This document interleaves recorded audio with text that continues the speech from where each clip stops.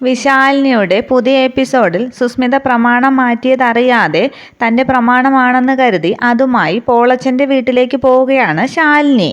ശാലിനി വരുമ്പോൾ ചോദിക്കുന്നത് കൊടുക്കണമെന്നും വിഷ്ണു പോളച്ചനോട് വിളിച്ചു പറയുന്നുണ്ട്. അതനുസരിച്ച് കാര്യങ്ങൾ നീക്കുകയാണ് പോളച്ചൻ. ഇപ്പോൾ വന്നിരിക്കുന്ന പ്രൊമോയിൽ കാണിക്കുന്നത് ഗോപാലകൃഷ്ണൻ്റെ വീട്ടിലേക്ക് വരികയാണ് ശാരദാമ്മയും ശാരികയും ശ്യാമയും. ഗേറ്റ് തള്ളി തുറന്ന് അവർ മൂന്നുപേരും അകത്തേക്ക് വരുമ്പോൾ ആകെ പരിഭ്രമിച്ച് വാതിൽക്കൽ നിൽക്കുകയാണ് ഗോപാലകൃഷ്ണൻ. ഇവരിന് എന്തിനാണ് വരുന്നത്, പ്രമാണം കൊടുത്തത് രാജേശ്വരിയോട് പറയുമോ എന്നൊക്കെ ആലോചിച്ച് ഗോപാലകൃഷ്ണൻ നിൽക്കുന്നു.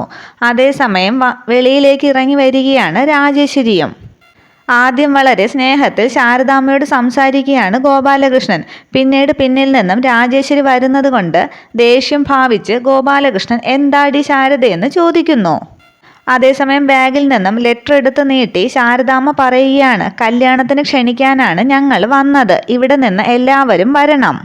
ഗോപാലകൃഷ്ണനും ബാലചന്ദ്രനും രാജേശ്വരിയും എല്ലാവരും വരണമെന്ന് വളരെ സന്തോഷത്തോടു കൂടി ശാരദാമ്മ പറയുന്നു. അന്നേരം ദേഷ്യപ്പെട്ട് രാജേശ്വരി ചോദിക്കുകയാണ്, നാണമില്ലേടി ഇക്കാര്യം പറഞ്ഞ് നിങ്ങൾക്ക് ഈ പടി കടന്ന് കയറി വരാനായിട്ട്? രാജേശ്വരിയുടെ സംസാരം കേട്ട് ആകെ വിഷമിച്ചു നിൽക്കുകയാണ് ശാരദാമ്മയും ശാരികയും ശ്യാമയും. രാജേശ്വരിയെ എതിർത്തൊന്നും പറയാനാകാതെ ഗോപാലകൃഷ്ണനും വിഷമിച്ചു നിൽക്കുന്നു. ഇത്രയുമാണ് പുതിയ പ്രൊമോയിൽ കാണിക്കുന്നത്. Okay, thank you.